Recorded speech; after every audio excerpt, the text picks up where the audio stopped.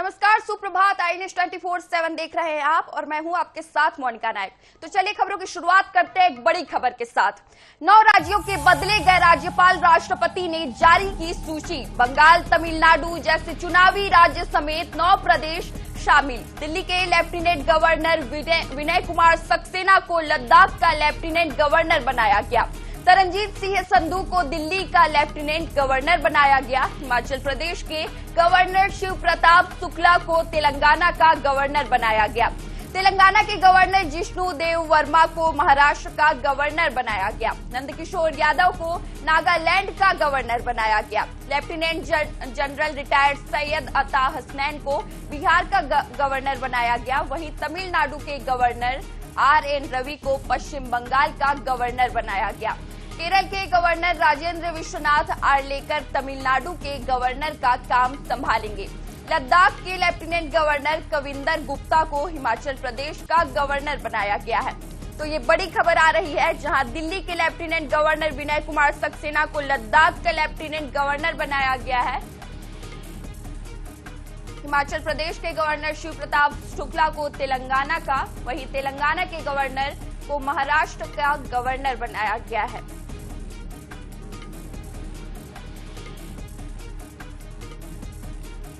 Governor बदले गए हैं। लद्दाख के लेफ्टिनेंट गवर्नर को हिमाचल प्रदेश का गवर्नर बनाया गया है। 9 राज्यों के राज्यपाल बदल दिए गए हैं। राष्ट्रपति ने ये सूची जारी किया है। बंगाल, तमिलनाडु जैसे चुनावी राज्य समेत 9 प्रदेश शामिल है।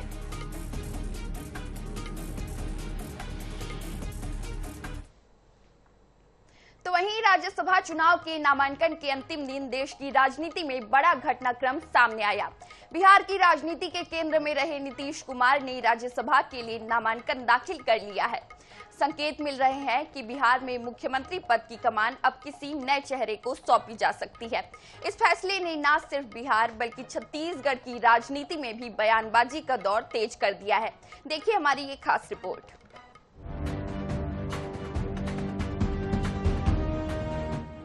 राज्यसभा चुनाव के नामांकन के आखिरी दिन सियासी हलचल उस वक्त तेज हो गई जब बिहार के सीएम नीतीश कुमार ने राज्यसभा के लिए अपना नामांकन दाखिल कर दिया। करीब 2 दशकों से बिहार की राजनीति के धुरी रहे नीतीश कुमार का यह कदम बड़े राजनीतिक बदलाव के संकेत है। माना जा रहा है कि उनके राज्यसभा जाने के बाद बिहार में मुख्यमंत्री पद पर नए चेहरे की ताजपोशी होगी। नीतीश कुमार के इस फैसले का असर छत्तीसगढ़ की राजनीति में भी देखने को मिला। यहाँ कांग्रेस और भाजपा के नेताओं के बीच जुबानी जंग तेज हो गई है। कांग्रेस नेताओं ने आरोप लगाया है कि नीतीश कुमार को इस्तीफा देने के लिए भाजपा ने मजबूर किया है। भाजपा सहयोगी दलों को धीरे धीरे खत्म कर देती है। बिहार में भी वही हुआ है। वहीं भाजपा ने कांग्रेस के आरोपों को सिरे से खारिज कर दिया है। भाजपा नेताओं का कहना है कि यह पूरी तरह से नीतीश कुमार और उनकी पार्टी का आंतरिक फैसला है। कांग्रेस को इस मुद्दे पर टिप्पणी करने का अधिकार नहीं है। देखिए, भारतीय जनता पार्टी का इतिहास देख लीजिए। जब भी वो किसी पार्टी के अलायंस में रहते हैं, उस पार्टी को धीरे धीरे खोखला कर देती है। और नीतीश कुमार को भेजने का फैसला मुझे लगता है कि दबाव में लिया गया होगा, क्योंकि पिछले 2 दशक से लगातार वो मुख्यमंत्री के तौर पर बिहार में और लगातार अपने पार्टी को जिता रहे थे। लेकिन भारतीय जनता पार्टी मुझे लगता है कि दबाव पूर्वक उन्हें हटाना चाहती है। नीतीश कुमार इतने बड़े नेता हैं, जहां चाहे जो भूमिका निभा सकते हैं। जेडीयू प्रमुख सहयोगी है, समझ रहे ना, एनडीए की। तो एनडीए के प्रमुख नेता होने के नाते उनको अपनी भूमिका तो जहां चाहे वहां निर्धारित कर सकते हैं। तो राजनीति करनी ही, उतना बड़ा नेता कांग्रेस के पास तो है नहीं, 9 बार का मुख्यमंत्री जो रहा हो। अब वो 9 बार के मुख्यमंत्री के बारे में टिप्पणी करने लायक कांग्रेस में कोई उस कद का नेता ही नहीं है जिसकी बात को गंभीरता से लिया जाए। नीतीश कुमार का राज्यसभा जाना महज एक संसदीय प्रक्रिया नहीं, बल्कि राष्ट्रीय राजनीति में नई रणनीति का संकेत माना जा रहा है। अब देखना होगा कि यह बदलाव सिर्फ बिहार तक सीमित रहता है या राष्ट्रीय राजनीति में नए समीकरण गढ़ता है। क्या बिहार में नेतृत्व परिवर्तन से एनडीए के समीकरण बदलेंगे? इन सवालों के जवाब आने वाले दिनों में साफ होंगे। फिलहाल सियासी हलचल जारी है। गौरव शर्मा, INS 24/7 रायपुर। तो रुक करते हैं अगली खबर की ओर। छत्तीसगढ़ में राज्यसभा सदस्य के लिए भाजपा और कांग्रेस ने अपने पत्ते खोल दिए हैं। भाजपा ने जहां लक्ष्मी वर्मा पर दांव लगाया, तो वहीं कांग्रेस का भरोसा एक बार फिर फूलो देवी नेताम पर कायम रहा है। क्यों दोनों दलों ने महिलाओं पर दांव लगाया, क्यों गरमाई सियासत, देखिए इस रिपोर्ट में। छत्तीसगढ़ में राज्यसभा की 2 सीटों के लिए भाजपा और कांग्रेस के प्रत्याशियों ने नामांकन दाखिल किया। भाजपा की ओर से जहां लक्ष्मी वर्मा ने नामांकन दाखिल किया, वहीं कांग्रेस की ओर से दूसरी बार फूलो देवी नेताम राज्यसभा प्रत्याशी बनाई गई। भाजपा प्रत्याशी लक्ष्मी वर्मा के नामांकन में मुख्यमंत्री विष्णुदेव साय और प्रदेश भाजपा अध्यक्ष किरण सिंह देव मौजूद रहे। वहीं कांग्रेस प्रत्याशी के नामांकन में नेता प्रतिपक्ष डॉक्टर चरणदास महंत और पीसीसी चीफ दीपक बैज शामिल हुए। भाजपा और कांग्रेस ने राज्यसभा में महिला चेहरों पर लगाया दांव। भाजपा ने ओबीसी महिला वर्ग से लक्ष्मी वर्मा को बनाया प्रत्याशी। कांग्रेस ने आदिवासी महिला वर्ग से फूलो देवी पर फिर लगाया दांव। बस्तर में फोकस को देखते हुए फूलो देवी को पार्टी ने फिर दिया मौका। दोनों दलों के प्रत्याशियों का छत्तीसगढ़ से निर्विरोध चुना जाना तय। दोनों ही दलों के प्रत्याशियों ने अपने राष्ट्रीय नेतृत्व का जताया आभार। भाजपा ने पार्टी के समर्पित कार्यकर्ता लक्ष्मी वर्मा पर दांव लगाया। इसे लेकर पार्टी में उत्साह का वातावरण भी देखने को मिला, लेकिन कांग्रेस में फूलो देवी नेताम को रिपीट किए जाने को लेकर भीतर खाने विरोध के स्वर भी सुने गए। इसे लेकर भाजपा ने तंज भी कसा। आज श्रीमती लक्ष्मी वर्मा जी राज्यसभा का नामांकन फाइल की हैं और हम केंद्रीय नेतृत्व को बहुत बहुत धन्यवाद देते हैं कि उन्होंने लक्ष्मी वर्मा जी को राज्यसभा का प्रत्याशी बनाया। आदरणीय लक्ष्मी वर्मा जी ने और राज्यसभा सदस्य के निर्वाचन के हेतु अपना नामांकन दाखिल किया है। आज इस नामांकन की प्रक्रिया में अपना सभी लोग उपस्थित थे और नारी शक्ति के प्रतीक के रूप में बधाई बहुत बहुत फूलो देवी नेताम जी को कि दूसरी बार राज्यसभा बनने जा रहे हैं। और निश्चित रूप से एक कहे कि पिछले समय भी उन्होंने आलाकमान साथ बैठकर राज्यसभा में अच्छा काम किए और उसी का नतीजा है कि उनको रिपीट किए। बधाई, शुभकामनाएं। नामांकन दाखिल किया है और मेरे साथ नामांकन में हमारे प्रदेश के मुखिया सम्माननीय विष्णुदेव साय जी, हमारे प्रदेश अध्यक्ष किरण सिंह देव जी, हमारे केंद्रीय मंत्री सम्माननीय तोखन साहू जी।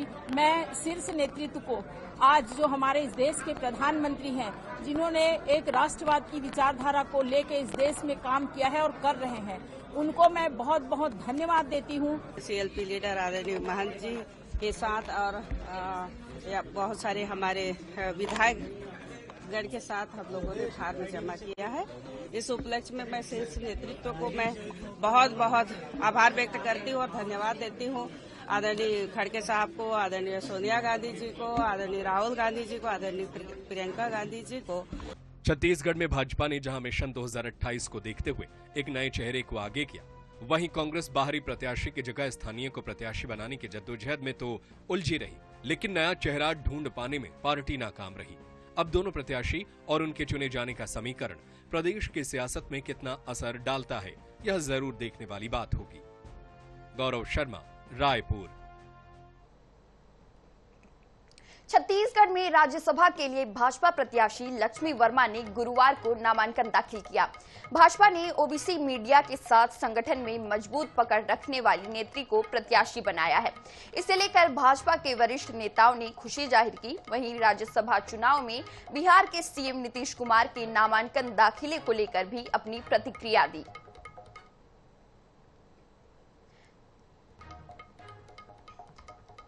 तो भाजपा प्रत्याशी लक्ष्मी वर्मा ने अपना नामांकन किया। लक्ष्मी वर्मा ने राज्यसभा के लिए अपना पर्चा दाखिल कर लिया है। भाजपा के वरिष्ठ नेताओं ने इस पर काफी खुशी जाहिर की।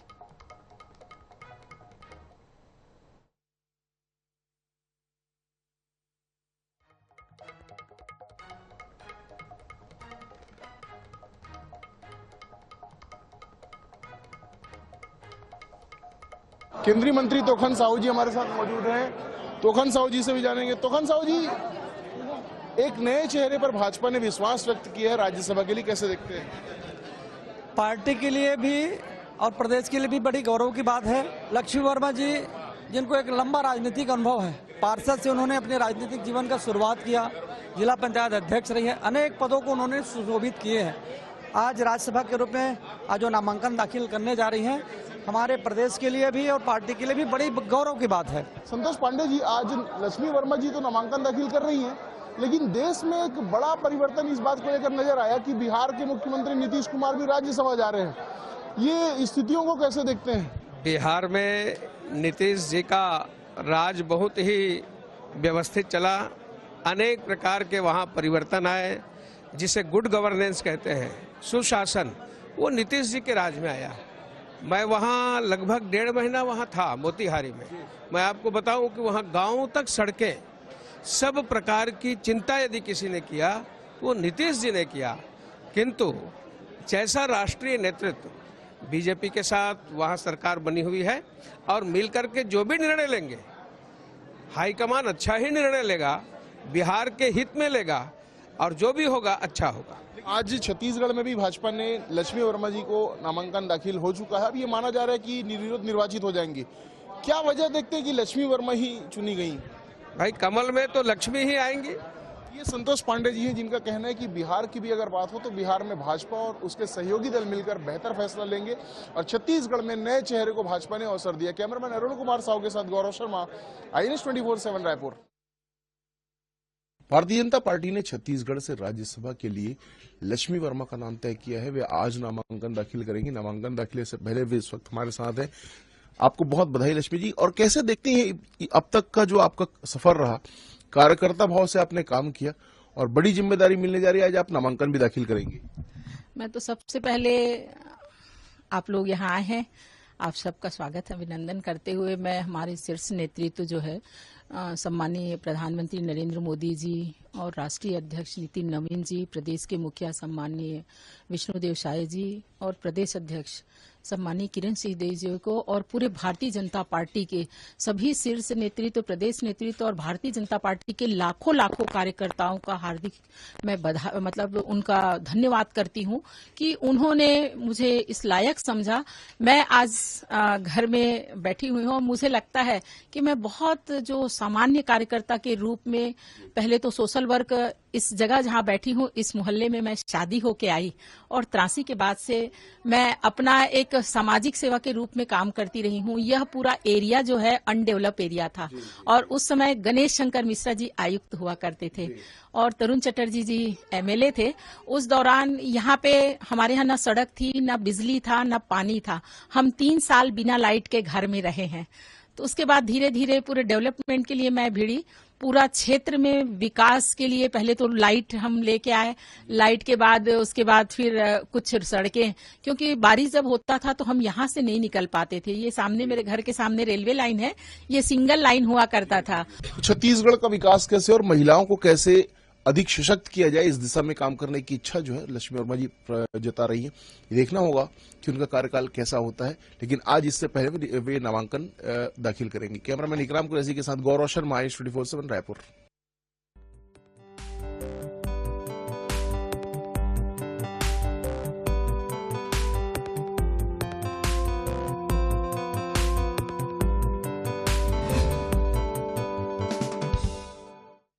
तो अब वक्त है CM राउंडअप का। शुजालपुर नगर पालिका के 100वें स्थापना वर्ष के उपलक्ष्य में गुरुवार को गौरव दिवस समारोह आयोजित किया गया। मुख्यमंत्री डॉक्टर मोहन यादव ने वर्चुअल माध्यम से कार्यक्रम को संबोधित करते हुए नगर के विकास के लिए कुल 5 करोड़ रुपए की वित्तीय सहायता देने की घोषणा की। इसके अलावा मंत्रालय में विभिन्न विभागों के प्रमुख सचिवों से चर्चा कर योजनाओं की प्रगति पर चर्चा की। देखिए ये रिपोर्ट। शुजालपुर नगर पालिका के 100वें स्थापना वर्ष कार्यक्रम में वर्चुअल माध्यम से जुड़े मुख्यमंत्री डॉक्टर मोहन यादव ने नगर पालिका के नए कार्यालय भवन निर्माण के लिए 3 करोड़ रुपए स्वीकृत किए। इसके साथ ही शहर के विभिन्न मार्गों के निर्माण और सुधार कार्यों के लिए 2 करोड़ रुपए देने की घोषणा की गई। मुख्यमंत्री ने शुजालपुर कृषि उपज मंडी की कार्यक्षमता की सराहना करते हुए इसकी तुलना उज्जैन मंडी से की। नगर पालिका ने 100 वर्ष की सेवा का एक गौरवशाली समय अर्जित किया है और ये केवल सरकारी फायदों में ही शुजालपुर के प्रत्येक नागरिक की जन भागीदारी और विकास परक सोच के आधार अटूट विश्वास की यात्रा भी है। मैं अपने इस कार्यक्रम में यहीं से आप सबका स्वागत करता हूं, अभिनंदन करता हूं। इसके अलावा मुख्यमंत्री डॉक्टर मोहन यादव ने मंत्रालय में विभिन्न विभागों के अधिकारियों से चर्चा कर शासन की योजनाओं की प्रगति पर बात की। साथ ही मुख्यमंत्री ने आगामी जलगंगा संवर्धन अभियान को लेकर वर्चुअल बैठक की। जल संचय जन भागीदारी कार्यक्रम को लेकर प्रदेश में जल संरक्षण को लेकर चलाई जा रही योजनाओं पर विस्तार से मंथन किया। Bureau report, INS 24/7 Bhopal.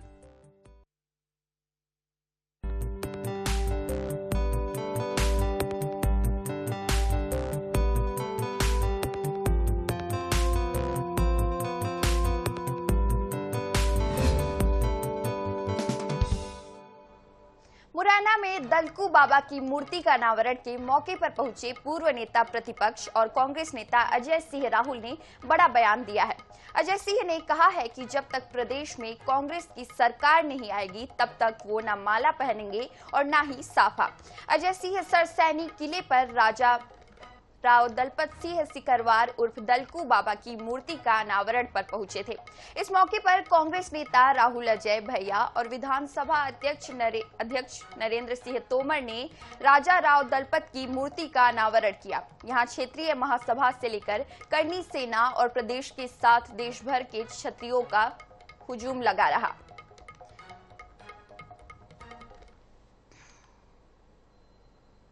जब तक कांग्रेस पार्टी की सरकार नहीं बनेगी तो न माला पहनूंगा न साफा पहनूंगा। मैंने संकल्प लिया था धारा के पहले, सरकार बन गई थी, लेकिन दुर्भाग्य है कि मुझे ही जनता ने हराया। तो नहीं, जनता ने कहा कि आप घर बैठो।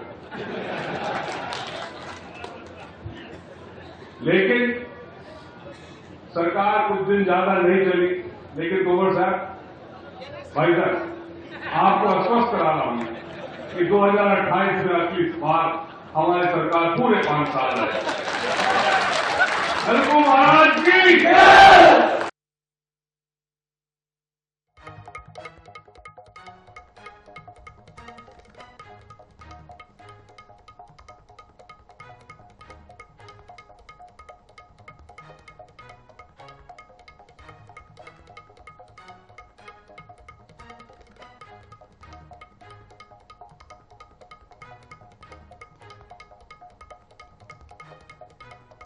तो वहीं केंद्रीय कृषि मंत्री शिवराज सिंह चौहान ने अपने जन्मदिन के अवसर पर मामा की कोचिंग की शुरुआत की है। केंद्रीय मंत्री ने छात्र छात्राओं को निःशुल्क कोचिंग उपलब्ध कराने के उद्देश्य से ये पहल की शुरुआत की है। बताया गया कि केंद्रीय मंत्री के संसदीय क्षेत्र की सभी 8 विधानसभाओं विदिशा, गंजबासौदा के अलावा रायसेन की 3, सीहोर की 2 और देवास जिले की 1 विधानसभा में भी मामा की कोचिंग संचालित होगी। बता दें कि विदिशा के रविंद्रनाथ टैगोर ऑडिटोरियम में आयोजित कार्यक्रम में कई जनप्रतिनिधि शामिल हुए। देश भर से लोग फोटो अपलोड कर रहे हैं पौधा लगा के, वो तो शाम तक पता चलेगा, क्रम जारी है। लेकिन मुझे प्रसन्नता है कि एक अभियान बन रहा है, एक आंदोलन बन रहा है और लोग पेड़ लगा रहे और अपलोड भी कर रहे हैं। तो एक बड़ी सेवा धरती माँ की हो रही, क्योंकि मैं मानता हूँ कि जैसे दिव्यांग जन की सेवा में तो दिव्यांग का ही भला होगा, लेकिन पेड़ लगाने में सबका भला होगा, दुनिया का भला।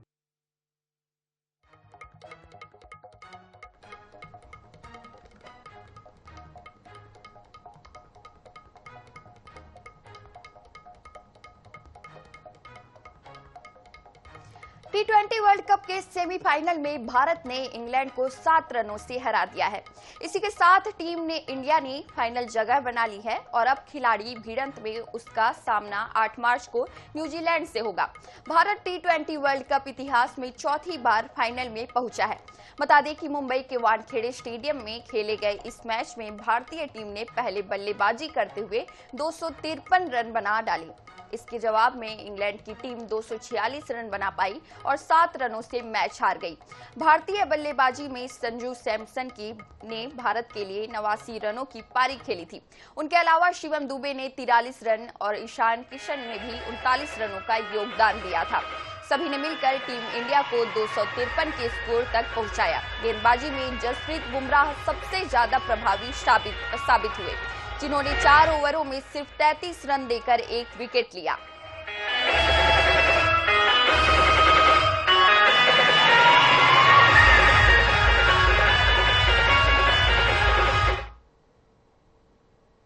आनंद है। हमारे सभी खिलाड़ियों ने लाजवाब आज गेम खेला है। बहुत बहुत बधाई। It's truly a phenomenal victory और अब अवश्य हम फाइनल भी जीतेंगे इंग्लैंड के साथ, न्यूजीलैंड के साथ। बैक टू बैक फाइनल्स में टीम इंडिया का पहुंचना अपने आप में दिखाता है कि क्रिकेट में जो भारतीय टीम ने किया है वो अभूतपूर्व है। शानदार मैच खेला, एक तरह से पहली बॉल से आखिरी बॉल तक टीम इंडिया की पकड़ थी। मैच बहुत नजदीकी रहा, लेकिन शानदार फील्डिंग, शानदार बैटिंग और जब जरूरत थी तब शानदार बॉलिंग। बहुत बहुत बधाई, बहुत बहुत शुभकामनाएं। तो फिलहाल इस बुलेटिन में इतना ही। छत्तीसगढ़, मध्य प्रदेश सहित देश विदेश की बड़ी खबरों से जुड़े रहने के लिए बने रहिए हमारे साथ। नमस्कार।